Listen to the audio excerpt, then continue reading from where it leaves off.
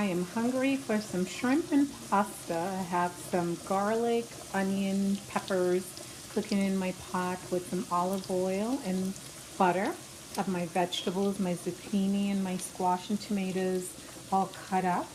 And my pasta is cooking in the pot. My shrimp, that's marinating right now with some salt and lemon juice.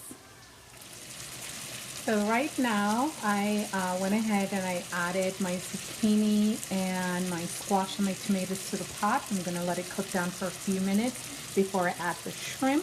I went ahead and I blended up in my Vitamix blender a little bit of olive oil with some lemon juice and a habanero pepper. I want my shrimp to be a bit spicy today. And I'm going to go ahead and add my little sauce. And then I will add my shrimp. Okay, all right guys, so now everything is in the pot. My habanero sauce that I made with my shrimp and my vegetables.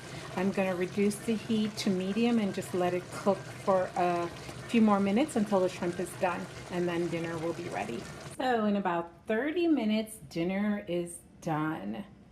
The shrimp was cooked, as you can see, with lots of broth that I used some of the pasta water to add to my sauce to give it more broth. And now we're ready to eat.